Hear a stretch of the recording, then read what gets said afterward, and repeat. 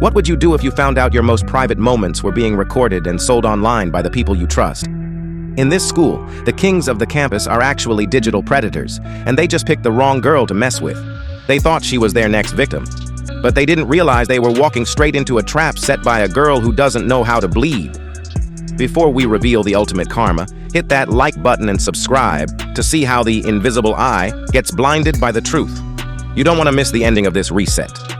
The story begins in a place that should have been safe, the girls' locker room. While the girls were changing after their activities, they were completely unaware that someone had secretly hidden a camera nearby, tucked away in a corner where no one would think to look. This wasn't just a simple prank. It was a deep violation of their human rights. Unknown to them, their most private moments were being recorded and harvested as digital data. Their privacy was being violated by individuals who didn't just watch. They later shared the stolen footage online for the whole world to see. These people even went as far as judging and commenting on the girls in public forums, turning a traumatic situation into something deeply disturbing and perverse. The digital footprint of their crime began to spread, leaving the victims feeling exposed and helpless. The incident quickly spread across social media and the school's internal networks. It became the talk of the campus, a dark cloud hanging over the students. When the victims finally gathered the courage to report the incident to the principal, they expected justice and protection. Instead, they were met with coldness. The principal, more concerned with the school's image than the students' well-being, met them with blame instead of support. The administration suggested that the girls should have been more careful, effectively shifting the guilt from the predators to the victims. On their way back to class, feeling defeated and unprotected, the girls crossed paths with the new student, Nano. They warned Nano to be extremely careful and to protect her privacy at all costs, as they knew someone dangerous was still out there, actively targeting unsuspecting students. Nano, however, remained unnervingly calm and unafraid. She didn't hide. She didn't look over her shoulder. It was as if she was waiting for the shadows to come to her. Shortly after, she made a move that drew everyone's attention. She joined the school's volleyball club. The gym became her stage. During one of the sessions, a senior student approached her, offering to help take promotional photos of her to boost the club's presence. Nano agreed with a mysterious smile. As soon as those photos were uploaded, her appearance quickly drew massive attention online. Among the admirers was the same group of boys responsible for the earlier locker room incident. Seeing a new target, they were lured in by her popularity. They began plotting once again to invade her privacy, thinking they had found their next victim, unaware that they were actually walking into a trap. While the boys were focused on Nano, another student named Mook took a different path. She refused to let the incident go and reported the ongoing issue to the authorities. This time, the investigation was more thorough. The search revealed a horrifying truth. Hidden cameras had been placed all around the school in secret. These weren't just in the locker rooms. They were in the hallways, classrooms, and even near the faculty areas. These devices were carefully concealed behind mirrors, inside vents, and within everyday objects, showing a clear and malicious intent to spy on students at all times. The school was not a place of learning.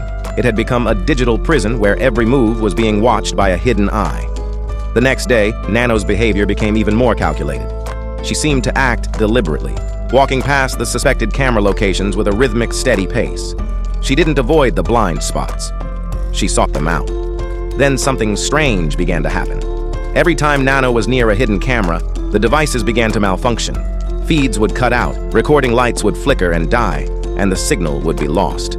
It was as if her very presence was a virus to their surveillance system. Despite these technical warnings and the eerie glitches, the people responsible were blinded by their own arrogance.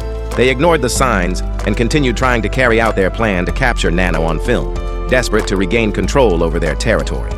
Eventually, the leader of the group decided to take a direct approach.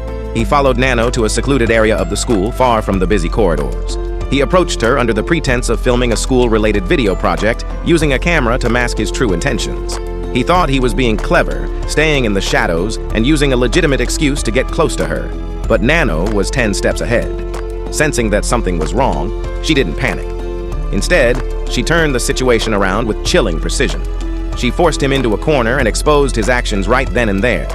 The hunter suddenly became the prey as Nano stripped away his excuses, making him realize that his every move had been anticipated. Later that evening, Nano received a message on her phone.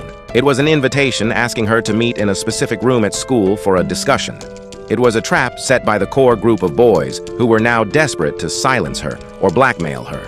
They thought that by getting her into a closed room, they could regain their power. However, instead of becoming a victim, Nano walked into the room with absolute confidence.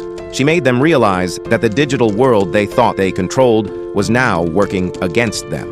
The predators were trapped in a room with the very monster they tried to create. The following day, during a major school event where the entire student body and faculty were present, the final reset occurred. The truth was finally revealed in the most public way possible. Nano didn't just tell people what happened, she showed them. Digital evidence of the hidden cameras and the names of those responsible were projected onto the large screens for everyone to see. The group chats, the stolen footage, and the callous comments were all exposed. The individuals behind the scheme were forced to stand in front of everyone, their crimes unmasked in high definition. The shock that rippled through the school was immense, as the popular students were revealed to be nothing more than common criminals. The incident shocked the entire school to its core, forcing the authorities who had previously ignored the problem to finally take action. The prestige of the school was secondary to the crimes that had been committed. What began as a hidden wrongdoing whispered about in dark corners and suppressed by a corrupt administration was ultimately brought into the open. The boys were held accountable for their actions, and the school was forced to undergo a massive reform. Nano, having completed her task of resetting the justice system of the academy, was seen walking away from the chaos. The hidden cameras were gone, the secrets were out, and the invisible eye had finally been blinded by the truth.